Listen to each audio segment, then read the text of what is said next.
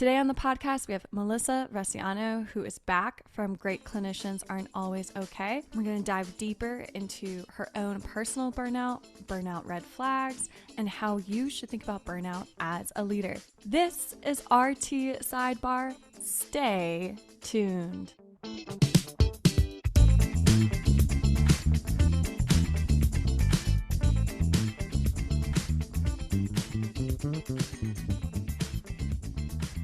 All right. Hello. Melissa, we are so excited to have you back on today's show. Thank you so much for being here. I'm excited to be here. Thanks for having me.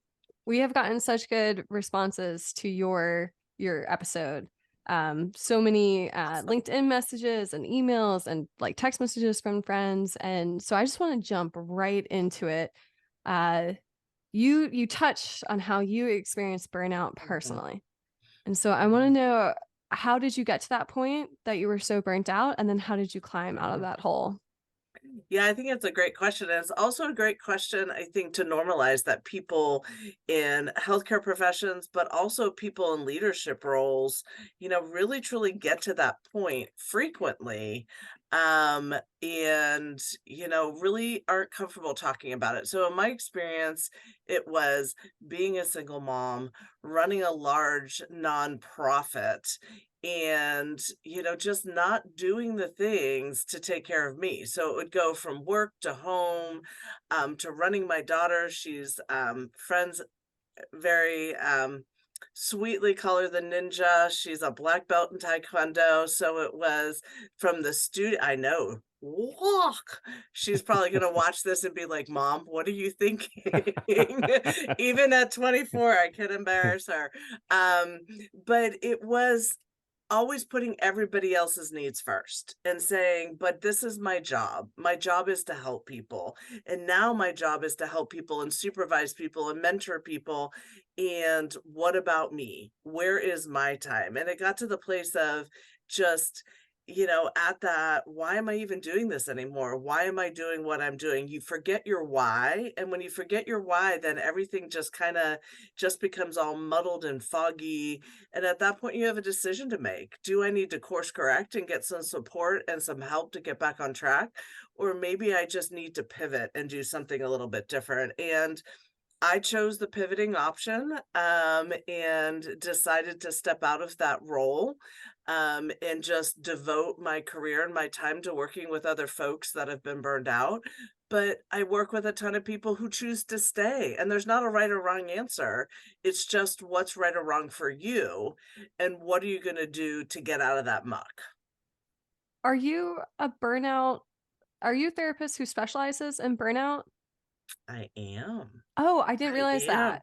Oh, okay. I knew you Yes. specialized in therapy for healthcare workers. I didn't realize Yes. also Uh-huh. burnout. So Yes. can you Yes. explain, like, how do I find a therapist who specializes in burnout, and what makes a therapist who specializes in burnout different? Um, that is a great question, and I saw it on the list of questions. I love getting pre-questions of, "Hey, I might ask you this." And but I pondered it for a little bit. I was like, "Huh, what makes me different?" And I don't think there's no certification out there to say, "Hi, I'm a therapist who specializes in burnout."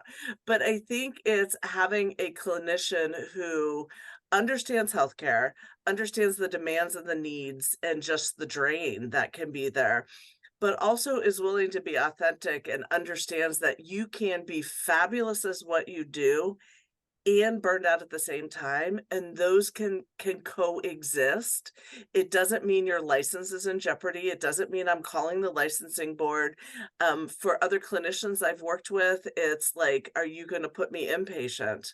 Well, no, you can be burned out and still be a rock star.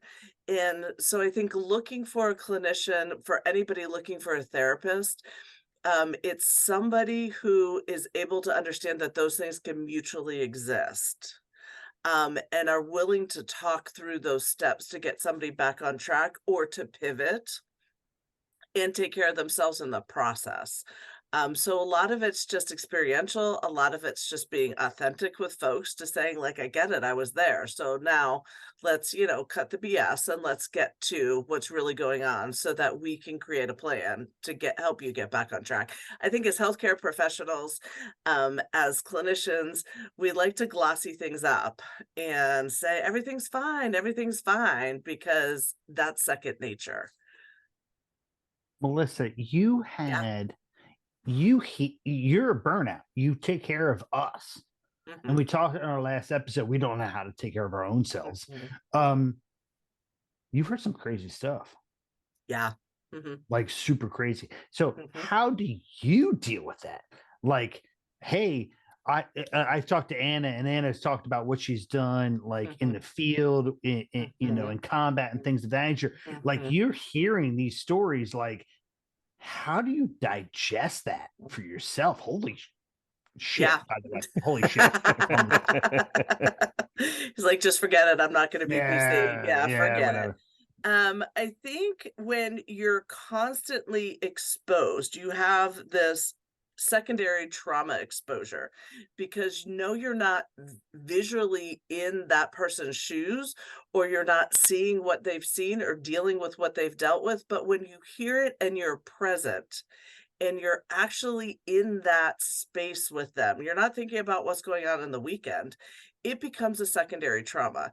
And that's when it's even more important for that individual to make sure they've got one heck of a support system, but also that they are very self-aware to be like, okay, my red flags are coming up, and I need to step up my self-care. Like, I need to, no, it's not, I need to go get a facial and I need to go get a massage.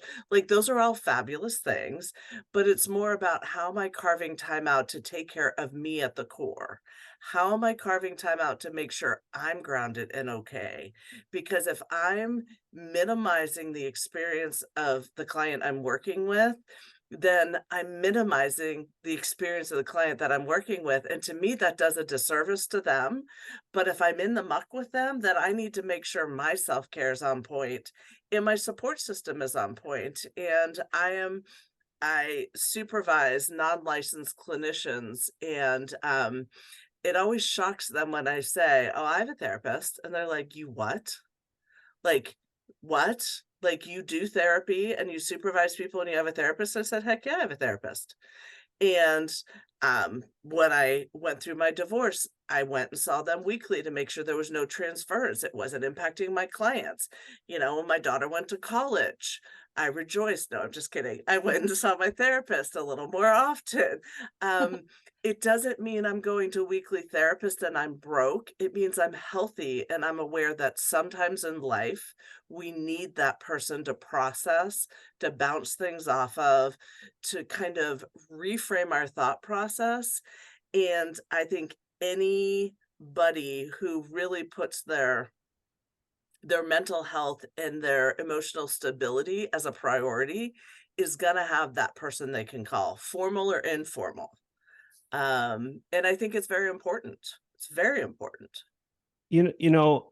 I like that you said you can still be a high performer and burnt out, right? Because most of what we would do is say, "Oh, I'm burnt out. I'm just going to take a bunch of time off," right? Mhm, But you didn't fix anything. When you come mhm, back, mhm, everything that caused that burnout is still mhm, there. That's like saying, "I'm going to take the day off because my mhm. plumbing is leaking at home," but I went home and never called the plumber, and then went Right. back to work, and guess what? I still have leaky pipes at home, right? Yep. So I mean, and then as a healthcare leader, you have to take care of your staff, but you also have to take care of that department. And Mhm. so, if how do you manage that? How do you get them the tools without saying take as much time off as you want? Because that's a Right. slippery slope. And it didn't really Absolutely. solve a problem. So, like, how would you help a leader in that sense? Mhm. Yeah, right before we started recording, I made the comment of, like, yeah, I was off the last 2 weeks. So yes, I'm back to back to back. And unfortunately, it wasn't a fabulous vacation. It was for medical reasons. Mm. But anybody who's ever taken more than a week off, or even a week off, knows you take that time off, you come back to more chaos than you left. Like you log in and there's hundreds of emails. Yep. You log in and there's lots of tasks that need to be done and needs that weren't met because nobody stepped into your position and said, hey, let me be Melissa Russiano for the 2 weeks that she's out. And so the concept of saying you're burned out, take 2 weeks off, anybody who's in any type of management role means, well, that just means I come back to a bigger mess. Like, why would I do that? One question that I'm asked a lot is, what's the difference between compassion fatigue and burnout? Somebody who's dealing with compassion fatigue or is a little bit of a funk, you could take 2 weeks off. You could reground yourself. You could get a different focus and you can come back semi-rejuvenated. If you're truly burned out, 2 weeks isn't going to do anything. A year isn't going to do anything. Yeah. All it's going to do is have you come back to a bigger mess. So in those cases, it's, I was talking to a manager this morning. She's like, I'm the captain of the Titanic. And I was like, okay, no, you're not the captain of a Titanic. It's okay. We know the iceberg's there. So now we have to do is gradually turn the Titanic so you don't hit the iceberg. But if you do it too fast, the Titanic's going on its side. And now you're going to have a cruise ship floating in the water on its side, which unfortunately we've seen in the news periodically, but we don't want to encourage that. But it's like you have this Titanic, you see the iceberg, and we're going to make a 1% change today. And tomorrow it's going to be another 1%. It's going to be 2%. It may take 6 months to a year for you to change the direction of that Titanic. But the reality is you've seen the iceberg and you're choosing to change your course. That's the difference. And that's when you can manage and be burned out at the same time, is because every day you're making a gradual change. Melissa, I love that. Have you guys heard about, like, actually, Jonathan, Matt, how often do you think about the Roman Empire? I've seen it come up in memes lately. As a man, that's all I'm Yes. supposed to be obsessed with. I think about the Roman Empire constantly. I've been wondering that. I asked Jeff that, and he's like, Anna, I never think about the Roman Empire. But then he was like, let me tell you about John Adams. I'm like, oh my god. But I think about the Titanic every day. Like, I don't know, it comes up. I know it's so weird. Like, I think yesterday I was Really? thinking about My Heart Will Go On, and like, did Celine Dion, I think Was about there every room on single that day. door for two people? Did I think Leo about have to I think about drown? every day. So I love that analogy because there's this feeling of like, am I rearranging? This is what I always think about too. Am I rearranging deck chairs on the Titanic? Mhm. Or like, is this like will things ever change? And I was wondering too, can you just dive into like, let's arm ourselves with like the language here a little bit, because we learned that from the last episode. We need the language to describe what we're experiencing. So define for us compassion fatigue and burnout. Compassion fatigue is, they're very, very similar in the sense that on the surface, you're going to be like, oh, that's just compassion fatigue because of what you do. But compassion fatigue is going to be stepping into an arena that you are dealing with people's emotions, people's reactions, people's healthcare. And in that space, you're feeling like nothing you do is going to matter because it's just one more person's going to come in the door. I have this like feeling of just being worthless because I can't make any changes. And so it is like rearranging. I guess we're going with the Titanic today. It's rearranging the deck chairs and then being like, that vibe isn't feng shui enough. Let me rearrange them again. Oh, it's not feng shui enough. Let me rearrange it. And then after you do that 10 times, you're like, why am I even doing this? Like, does it even matter? I would have more of an impact if I was at a large fast food place that thanks me for my service or thanks me like profusely every single time I go get chicken nuggets. But when burnout is truly emotional and physical exhaustion, compassion fatigue feels like being overwhelmed and depressed and exhausted. Burnout is this true level of physical and emotional exhaustion because you weren't seeing the warning signs of compassion fatigue and you weren't doing anything to take care of yourself from an emotional standpoint, a medical standpoint, just a spiritual standpoint in that holistic view of your being. So that's where the differentiations come in, is that compassion fatigue, you could take a 2-week vacation and come back and feel re-energized. With burnout, if you're not addressing your emotional and medical well-being, 2 weeks isn't going to do squat.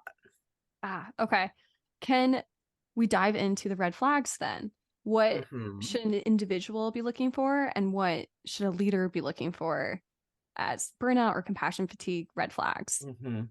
Yeah, and they're gonna look very similar, but one of the things is, and I mentioned it just kind of in passing, a moment ago, is you've forgotten your why.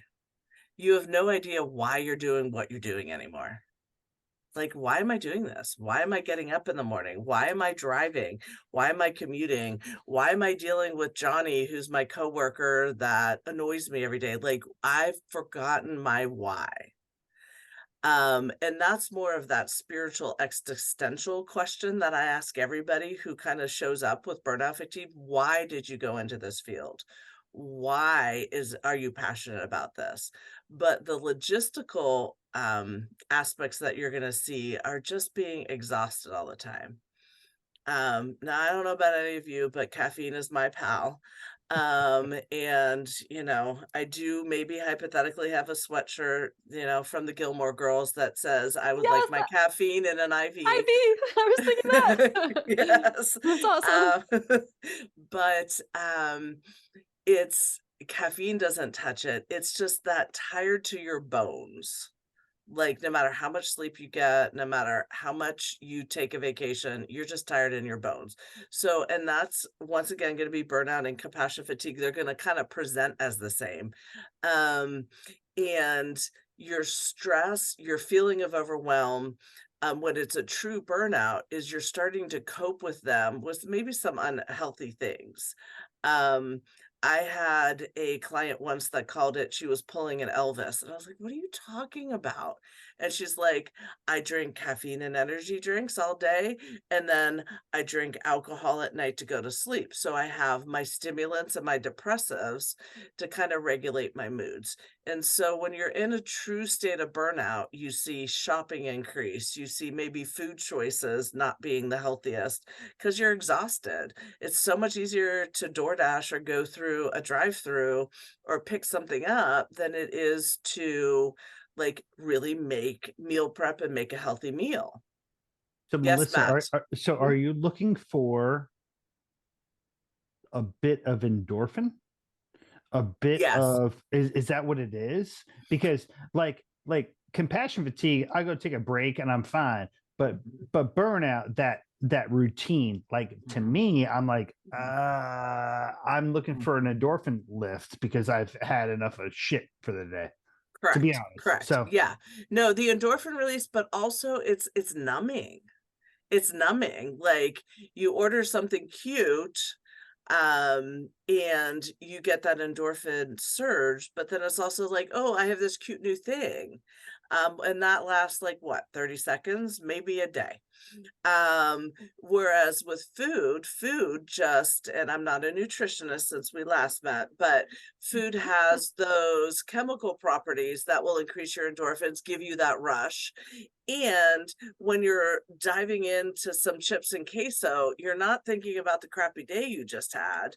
You're thinking about the chips and queso and the marg that's going to come with it, because now you don't have to think about the crappy day you just had because you're focused on chips and queso and a yummy margarita. So it's endorphins, but it's also the numbing effect. Hmm. And numbing comes from gambling, shopping, alcohol, like, and I'm not talking to the point of addictions. I'm talking to the point of unhealthy coping that could become addictions. But it starts as, I just want to turn my brain off, and I don't know how to turn my brain off. And so I'm going to use a substance or an activity to turn my brain off. I can totally relate to that. I used to use that as an incentive. So I'd be like, well, Yeah. if I work late tonight, like I'll have a glass of wine, or like, oh, I'm gonna treat myself to this. And I'd be like, oh, Mhm. like if you Mhm. complete this, you'll Right. reward yourself with something that Right. really just makes you feel numb afterwards. I would reward myself with social media. I'd be like, oh, if you complete this job, you're allowed to like scroll for like a little bit, and then I don't feel better afterwards. It's like the worst reward like ever. Yes. So I totally Yes, and relate to that. especially for somebody who's burned out, you're scrolling through social media, just to use your example, looking at everybody's Who's having picture fun? perfect Yeah. life, and Yeah. they've got a great partner and their kids are well behaved, and oh, look at the puppy who never has accidents, and look at the vacation I just took, and I have my dream job making well into the six figures. I can retire in 5 years. Like, all that does is increase that worthlessness. And with burnout, it also comes with that dream that you had of whatever your career is now jaded, and you're increasingly negative, and you just doubt everything and everybody. So then you go to social media and everybody's life's perfect. Um, but yes, any of those outlets are just numbing, and they act as a distraction, but distractions sometimes become addictions. So we described how like you lost the sense of why, and I Mhm. think that like hit Jonathan, Matt, and I. And as a leader, gosh, there's like so many questions here. So like as a leader and manager, your staff members, you're seeing their burnout. Like I can totally think of my soldiers, like they were Mhm. so burnt out, and they're like sweeping gravel, like pointless tasks that you're just like, this is awful, and we're in a state of war. Like it was really hard to describe the why. Mhm. You know, we were about to do a rotation to Korea, which, you know, say goodbye to your family for like 9 months. Like it's just really hard to Right. explain that why. How can we brainstorm ways as a leader or manager to bring back why to your staff? And maybe Matt or Jonathan actually have examples of what they did, especially like post COVID. Or was there, yeah, is there anything you can do as a leader when your team's burnt out that's like something other than like getting pizza for everybody? Well, getting pizza goes back to that endorphin bump, and that chemical reaction that happens in your body, because pizza's yummy. We all know pizza's yummy, but then what happens after the fact? Right, That's only a right. short term. So I'd be interested to see what Matt and Jonathan think, but then really dive into, like, how can we address that when the why may be a little tainted because of a bigger issue that can't be changed. JB, you want to start? No, go ahead. I'm still thinking about it. So I do have a thought. So in our last episode, we were talking to Jessica, and we said that we're completely unprepared to manage our own burnout, right? Our own mental health during COVID. We see death, like respiratory therapists, and I put it all over LinkedIn, all over social media, that there is no one that sees more death than a respiratory therapist. End of story. There's no question.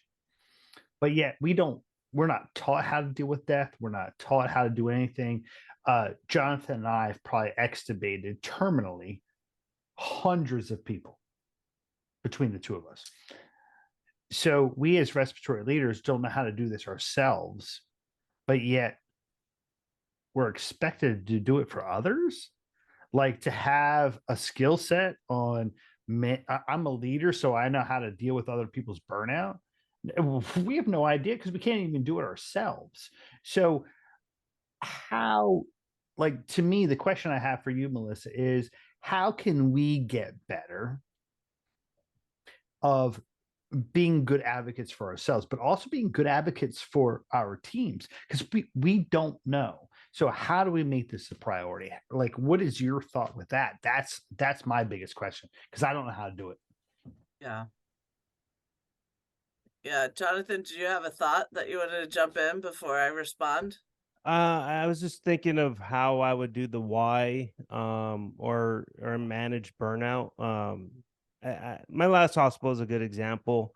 So we had a NICU. It was a pretty big NICU, is its own building, and working in that area and dealing with the most innocent people. They're just newborns and they're in really bad shape. uh it takes a special person that can be in there full time, and cope with it and be fine. But for those that didn't, we had a process where you can go and work like a shift or two over there, and then come back and work in the adults, in a lesser acute area. So you wouldn't go full into these areas where it's just so stressful on you. And I had a probably more staff that would do that than would want to be in the NICU full time. And they across the board told me how much healthier it was for them to continue to come in every day with that, where they just go in there and then they do what they're passionate about, but then they know in themselves that I can't do this full time and I have to go back into a lesser acute, just a normal kind of therapy. And I think that was probably the best uh, from the staff point of view. From a management point of view, I thought it was a fantastic way to do it because you'd have less sick calls, less, I'm going home, I can't handle this anymore. Um, and I think that's probably the best process I've seen. And the thing is, like, I didn't, and I'll say it, I didn't come up with that. There was a few of them that were doing that when I got there. And the only thing that I added was I let everyone do that because I felt it. And you can see it in their face that when they would talk about it and how much it helped them to be able to just go do something that they're passionate about, but not do it full time. And they knew in themselves that, okay, I'm going to burn out. Let me come back over here. And so across the board, and they're still doing it today. And I think that's probably the best way I can see managing that situation. Yeah. It's a really great example. I think as managers, and I think Matt, it kind of goes with something you just put in the chat, is having conversations. I think a lot of times as managers, to going back to your very direct question, is we don't know what to do because we can't manage it ourselves. And so if you don't know what to do because you can't manage it yourselves, then there's almost this feeling, in order to use a trendy term, gotta love TikTok terms, even though it's very legit, you feel like an imposter, and it kicks in that imposter syndrome of saying, well, gosh, if I'm gonna go talk to my employee about how do they manage their burnout, but I know that I'm managing mine with a bottle of wine every day, then how effective is that going to be? So I'm just not even going to bring the conversation up. Like, I'm not even going to have the conversation. And I think as a manager, when you're looking at burnout just on this organizational level, it's not about always having to, we're sticking with the dynamic, right, the Titanic, as much as it is about saying, hey guys, let's have a conversation about this, and really listening to your employees and what their needs are, because maybe it is switching things up, as Jonathan stated, and doing NICU and adults and kind of shifting things around. Maybe it is having a conversation and really talking about what services are available, or maybe it's time to talk to somebody. Maybe it's not. Maybe it's just, hey, I need to name this. I need to get this out there. This needs to become a part of our language. And then collectively as a group, we can come up with realistic and logistically sound ways to deal with it. Managers, I think, put all this pressure on themselves of saying, I've got to fix it for my employees. And a piece of that is correct. But when it comes to the issue of burnout, especially in a post-COVID world, you can't do it alone, and you can't do it on your own. Matt. Melissa. So I'm going to say this, say this respectively to every hospital administrator there is. Okay. And Jonathan was one. So I'm gonna poke him a little bit. All right. Hey, you're a respiratory therapy manager. Not only do you have to care about how you deliver care, you have to also make sure that everyone's happy. We have employee engagement surveys, and screw you as a leader if you can't make them happy. And you know what? They went through COVID, they deal with dying, and now it's my fault. I'm unprepared to do that. How dare you? How dare you, as a hospital and healthcare system, put that on my shoulders? I'm saying that as my pulpit for the day, because Anna and Jonathan know I love my pulpit, just for a second. But like seriously, that crap happens. Like, hey, you have I had 120 respiratory therapists under me in my last job. And I had people say, well, they're not happy. Well, no shit, they're not happy. It's COVID. Right. And by the way, you're not giving me any tools to make them happy, but you expect me to make them happy. And that pisses me off. So I said it, I feel better. I 100% agree with you on that. And that's where, and I understand the organizational and the hierarchy levels of the pressure that it creates. But from a realistic standpoint, you can't fix it in a vacuum. You can't fix it in a vacuum unless somebody's willing to throw money at it. But even if someone throws money at it, it goes back to the 2-week vacation. You can throw, and we looked at some of the crazy per diem salaries, bonuses, incentive pay that was being thrown out when COVID was at its height. It still didn't protect anybody from burnout. They just No. had more money to spend on their vices. Go ahead. No, exactly. Money will manage compassion fatigue. Money Correct. does not manage burnout. Nope. Done. 100% agree. It just doesn't. Mhm. But that's what a lot of hospitals do. I'm going to give you more money so you stay. Well, you stay, but you're so burnt out. Like and that's the effect. You know, compassion fatigue is the cause. The effect is burnout. You're not. Correct. And it's we just don't understand this in healthcare. We just don't get it. Yeah. So In prep for this episode, I reached out to an RT in Florida and I was like, hey, like, is it like everyone's talking about burnout right now? Like, I'm not sure how we're going to contribute to this conversation. I'm not sure, like, the solution here. Like, do you have any relevant examples? I want to share her message because I think this is like an awesome point. So this is Ashley down in Florida. And she said, and I thought this was witty too, I think allowing the therapist to vent, pun intended, LOL, and feel heard makes a difference. She helped them come up with other things they could actually do as an RT. One ended up becoming a clinical instructor when I told her how that helped me when I was in the middle of burnout. After her first day with the students, she came to me and said how she loved teaching. She still works here at blank full time, but that break with the students, I think, has helped her find a new passion, a new why. And I'm kind of noticing this theme of you're burnt out, and so you pivot and you reinvent yourself and you leave. And I'm seeing some of that conversation from Valerie here in the chat too, which you get to this point of burnt out, and then you have to, I think, pivot. And Melissa, you did this yourself in your personal life. And so I feel there's the hesitation there. And I felt that way in the military. When you exit, when you leave, there's a sense of quitting and shame, like associated to it. And so I guess I'm wondering, how can we help people find their passion again and pivot their why in a way, like coaching them to find that like next Absolutely. step. Yeah, and I think that's it's really well stated. And I guess my brain is kind of going 2 different directions right now, so bear with me.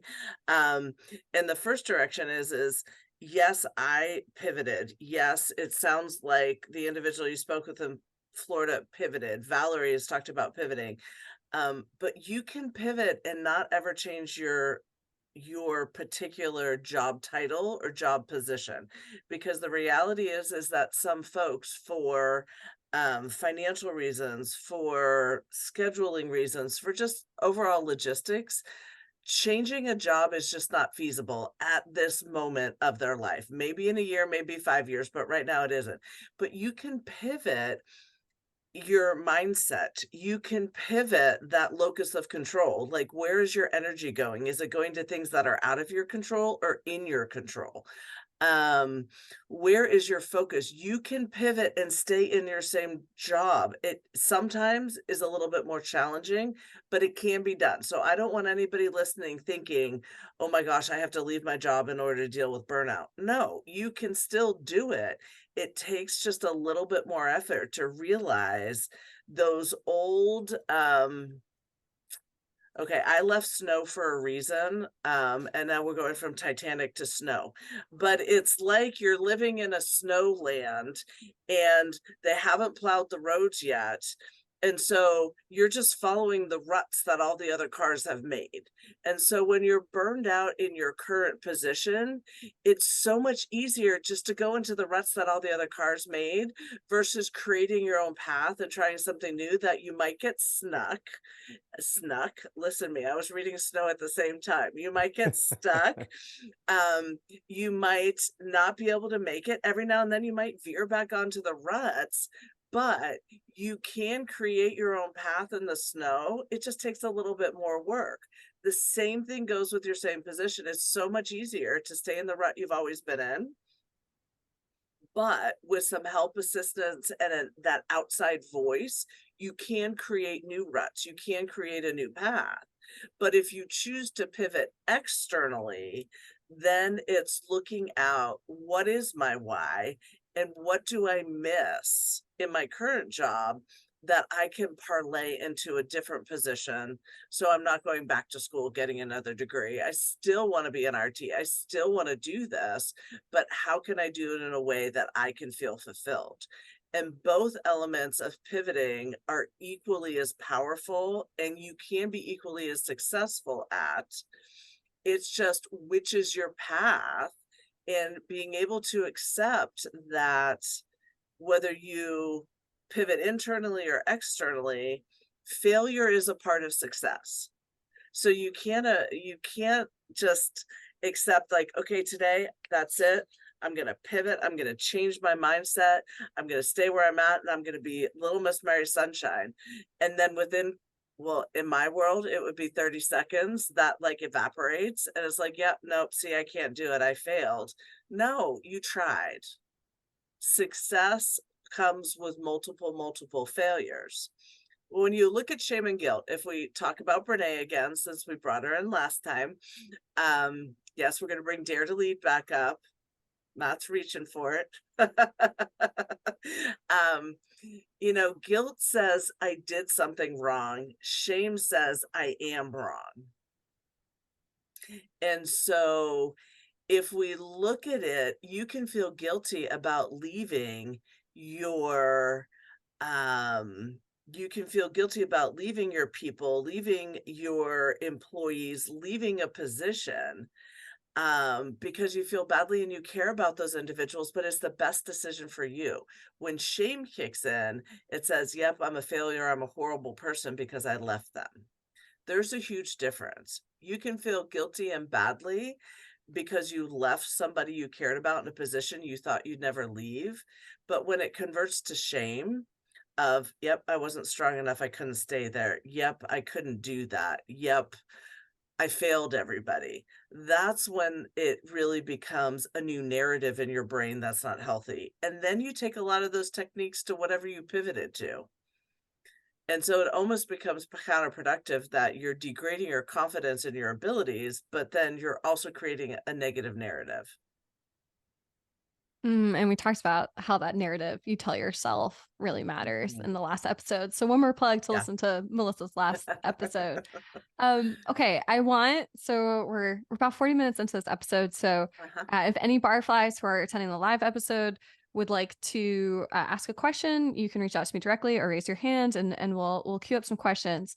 But to carry on here, in the show notes, what we're going to do is link a burnout proof info sheet that Melissa sent me in advance, and I'm super curious about this. So I'm going to share my screen here as Melissa kind of walks us through this document. That's an awesome resource that she is providing. So yeah, Melissa, do you mind? So it's a 10-page document. It's kind of hefty. Do you mind giving us some of the highlights? Yeah. What is this? I'm a firm believer in there's never too much information, and with all the podcasts I've listened to or been a part of, it's like you leave it going, wow, that was really great, but now what? Now what do I do? How do I like how do I make this into an action step? And yes, absolutely. My email, my business line is on all this information, and absolutely you can reach out to me. But sometimes people are like, I don't really need that level. I just want information. And so here's way more information than you ever thought you would ever need or want on burnout. And it kind of goes through a lot of what we've talked about. Like, what is that cycle of burnout? Like, how do I get stuck in this rut? And why does it continue? What's the difference between burnout and compassion fatigue? What should I really look for? But then it kind of goes down to, um, if what are my core values? And core values is something that I really encourage everybody periodically throughout your life. This helps you figure out your why. And it's going down to if somebody told you you had to pick two things on there or two values that fully, solely defined you, what two or three values would those be? And the importance of knowing what your core values is when you look at it and you look at your job or even your relationship or your social activities, fill in the blank. When you look at that and you're like, well, gosh, how does my job align with my core values? I love that And it's, you say that because I do routinely like rank out my values in my like notebook, and I see how it shifts and like how my Mhm. priorities shift because of that. But I didn't Yeah. mean to cut you off. Keep going. No, absolutely. No, I'm really excited that you do that. But a lot of people are like, I'm miserable at my job. And when we sit down and we look at it, their core values, what you defines you, um, there's a disconnect between the culture of their current employer and what their core values is. I'll give you an example. The word authenticity is wickedly overused, but one of my core values is to be authentic. And if I took a job that required me to be in a suit and go to black tie events every single week, I could 100% do it. I could do it. Absolutely.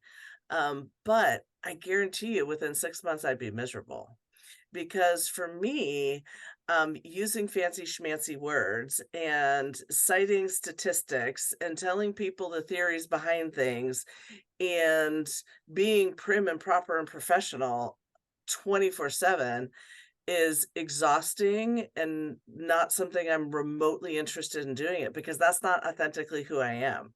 I don't care how much knowledge I have or how many letters are behind my name. I believe in treating people as people and talking to people right in the muck and the crap that they're dealing with, and that doesn't come with fancy schmancy words because all that does is alienate people.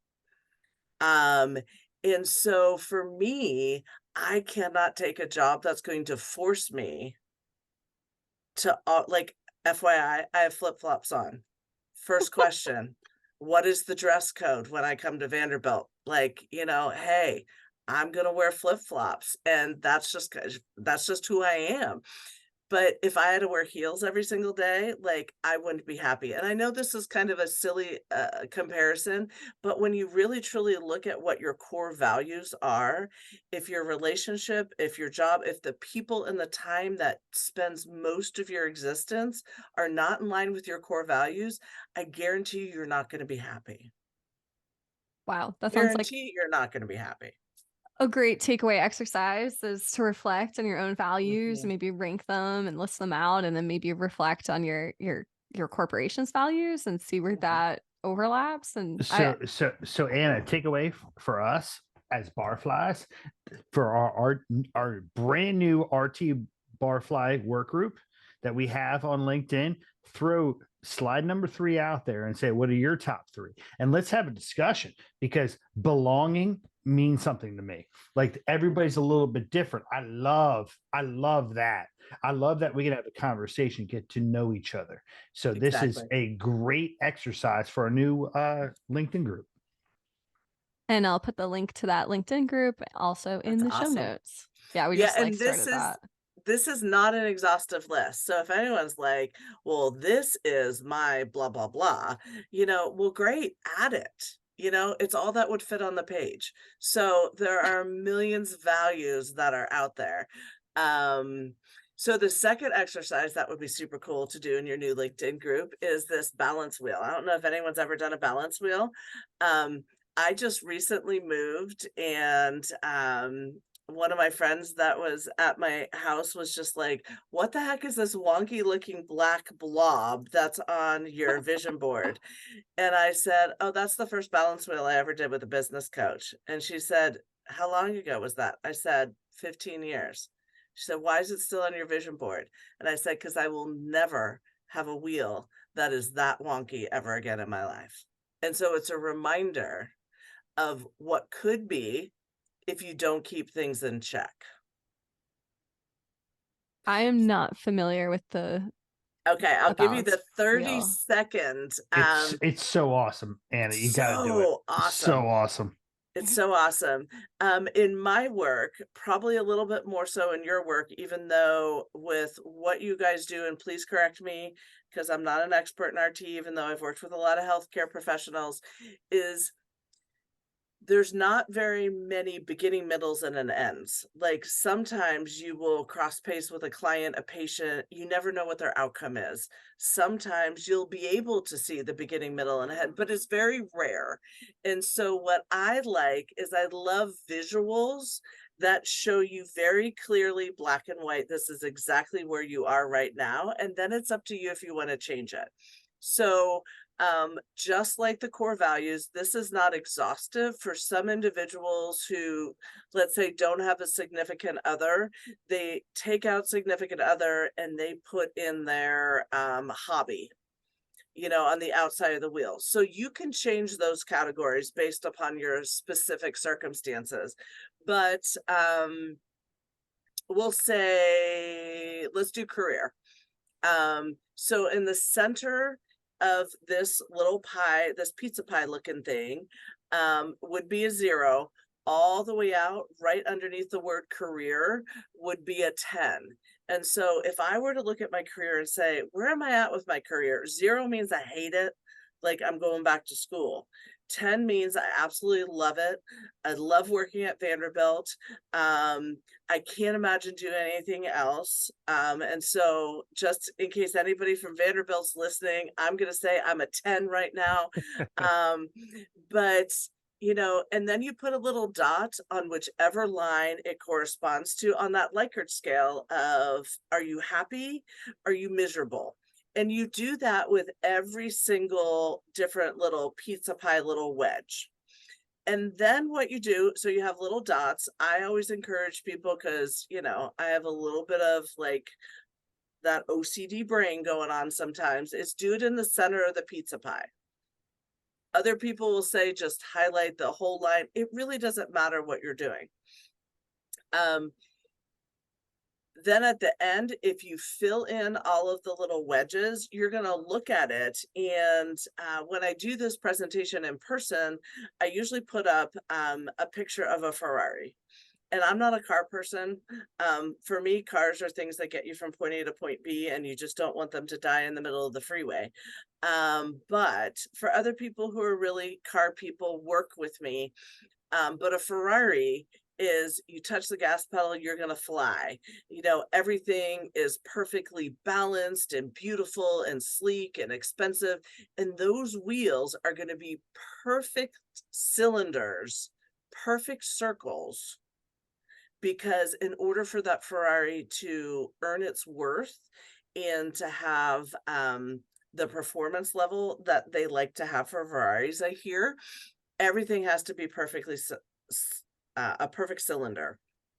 Versus, next slide would be the Flintstone mobile. No, it's not here. If I was doing this in person, Anna, you're not missing anything. It would be the Flintstone mobile. And for anybody in my age group, You will know what the Flintstonemobile is a bunch of stone rocks that it takes so much energy to get that to move.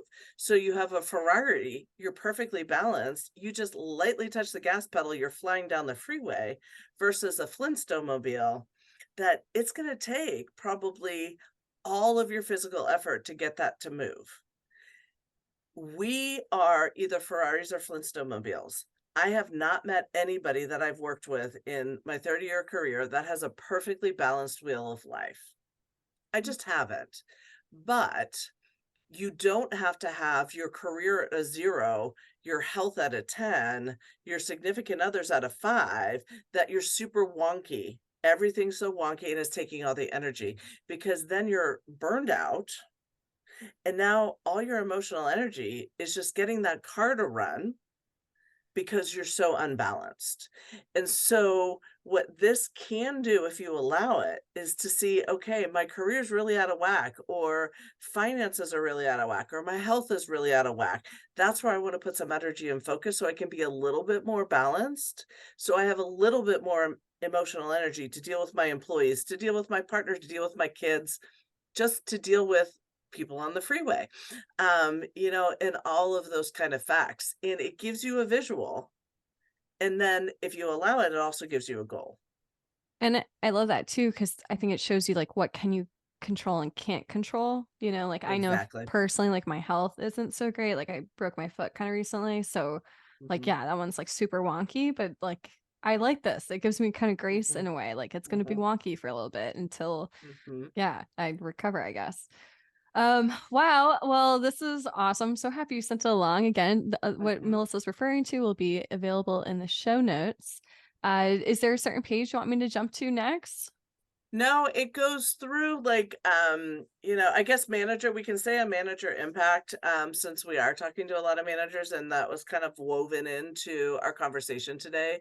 And reflects a little bit about what we've talked about a little while ago, is just making sure your employees feel valued and respected. And I know that seems like, well, duh.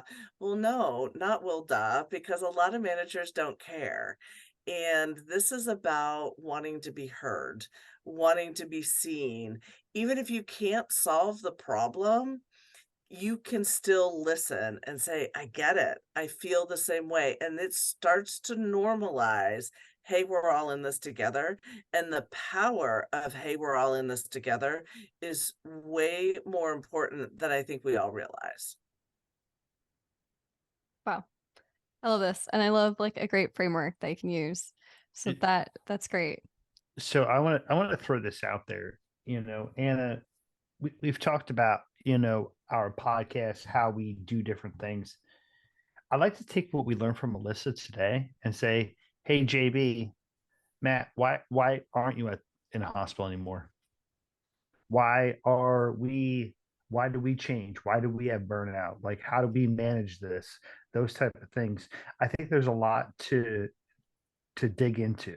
That it's it's a bigger picture, and I think I also think it provides some context to what burnout is. Like Jonathan and I, and Jonathan, please yell at me if I'm saying anything wrong. Not that you would ever would, but like we are the product of burnout. We got out of the hospital for a reason. Ed Garcia put on here that like, hey, sometimes you need to change environments to deal with burnout, which I think is completely understandable. But I think that there's more to this. It's easy to say that, hey, RT is dealing with burnout, blah, burnout's this blah. But like, what does that actually mean? We talked a lot about compassion fatigue. Compassion fatigue is very easy. That's easy to manage. But burnout, whew, burnout hurts your soul a little Yeah, I mean, I really like that, Melissa. I like the whole. To me, bit. this was like a self-reflection thought exercise, right? And just going off of what you said, why aren't we in the hospital? And then thinking of that wheel of life, I think it's and to use the car analogy is, I think we had a realignment, right? Now we realigned that wheel, and where we were heaviest, which was probably my career, kind of got dialed back, and then I wanted more of a work-life balance. So it was that realignment of that wheel that got me out. I mean, I've never done this exercise, but thinking back, I did the exercise. I just realigned this wheel for myself, because like Ed said, I needed a change to find my happiness, and then that's pretty much what happened. Yeah. Yeah, and that's like, I think, very well stated, that you don't have to do a formal exercise to do the work, and you also don't have to leave your job to do the work. And I know Anna's putting kind of like a wrap up for questions, but I want to throw out a statistic I read. As much as I said I don't like statistics, I really don't. But that 82% of mental health therapists will be burned out at some point in time in their career. And I've read very similar statistics about healthcare workers. And for me, my biggest pushback, and my pushback to the one specifically about clinicians, is why is that okay? Why aren't we talking about this? Why is that okay to say, yep, everyone gets burned out? Like, why is that okay that this is a normalized, accepted factor of working in healthcare, is you're going to end up being burned out? That is not okay. That is really not okay. And what can we do to change it for our generation, but also for the next generation of individuals who choose to work in healthcare? Because, like, talk about a billboard for people to go into accounting. 82% of therapists end up burned out in their career. Well, why would I want to be a therapist? Why would I want to do fill in the blank if that is my foregone conclusion? It is not okay, and I think it's time to change. But is the nature of work the difference, like life or death? I mean, situations causes a difference, and perhaps because of the environmental requirements that makes it life or death situations. Yeah, there's seasons to grind, there's seasons to work really hard, there's seasons when that career circle is a 10, and maybe it's temporary. Like, and how, I mean, we talked the correlation between suicide awareness and prevention. Why we wanted to highlight that here is because I was like, hey, I've seen this movie before. Like, I know the ending here because I've seen it in the military. But there's a reason why deployments are only 9 months. Like, there is actually, I think, a lot of parallels that I personally can draw. So, wow. Melissa, we didn't even dive into imposter syndrome. I had so many questions on that. We were basically going to get into an Anna therapy session, actually. So, but I do want to highlight, I want to thank you so much for coming on the show again, and to all of our barflies who participated in the live conversation, live recording today. You can join a live RT Sidebar recording by registering at vtherm.com/RT Sidebar. You'll get email updates from me. And that's also going to be linked in the show notes. I just want to highlight too, in the month of October, it's Respiratory Care Month. That's what we're calling it. So every Tuesday at 1 p.m. Eastern Time, we will be conducting a live webinar, and you can join that. You can get a CEU.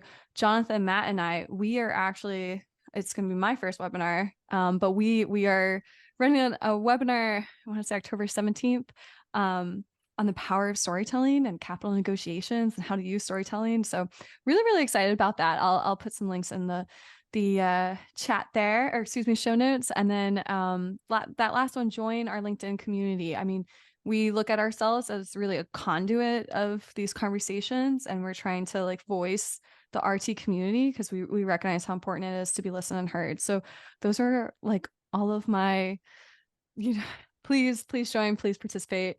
We really appreciate it. And so now, hey, here's some shout outs. We also got a link in the show notes for shout outs. So you can celebrate someone on the podcast by filling out that form. That's a graduation, engagement, promotion, wedding, anniversary, whatever. We just want to celebrate the community. So I will kick it off with a happy birthday to the Kim Army, my work best friend, and Elizabeth Studer. Happy birthday to you both. Melissa, do you have a shout out? You know, as silly as this is gonna sound as a mama, I'm gonna give a shout out to my baby girl, Miss Madison. The ninja. The ninja who had to fight through her own kind of muck at a young age and is now going to join the world of healthcare as an ER nurse. And she's kicked butt getting there. So give a shout out to my baby girl. Oh my gosh, that's awesome. JP? That's great. Happy birthday to one of my longest friends in respiratory, Monique Stefani from Chalk. You're one of the hardest working, best RTs I've ever had the pleasure of working with. So happy birthday. And then I want to thank Cindy Keeley, Caleb Adams, Sierra Preer for inviting me out to the West Virginia Society for Respiratory Care to speak about quality improvement. Very scenic place, and I hope you guys continue to go back there because it was beautiful. And then I just found out that Caleb has partnered up with one of our barflies, Rob Fishwick, who's also on the show right now. Can't wait to see what kind of collaborations you guys are working on, and I want to be a part of it immediately. So let me know when I can jump on.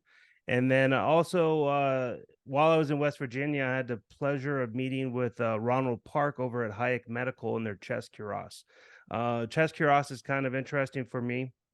Even when I was in respiratory school, that was a museum piece that we got to play with, and with the iron lung and everything, and to see it come back with such success in the hospital is pretty amazing. And I look forward to seeing what you guys do in the future. Matt? That is awesome. JB, couldn't agree more with the awesome barflies we have and Hayek.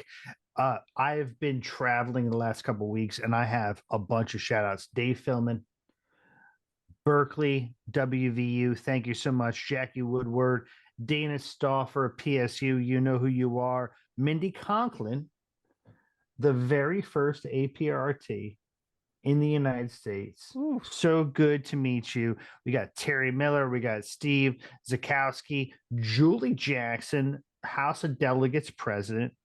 But also, I want to thank the Conference by the Sea Committee and the Vermont, New Hampshire Society for Respiratory Care for a phenomenal conference. So thank you for letting me be a part of that. So thank you guys so much.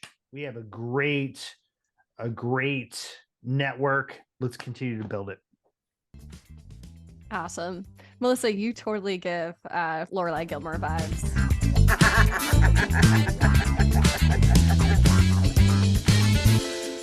Vapotherm does not practice medicine or provide medical services or advice. Any clinical recommendations provided herein are solely those of the speaker. Practitioners should refer to the full indications for use and operating instructions of any products referenced before use. The team behind the sidebar are employees of Vapotherm, and our guest is not compensated.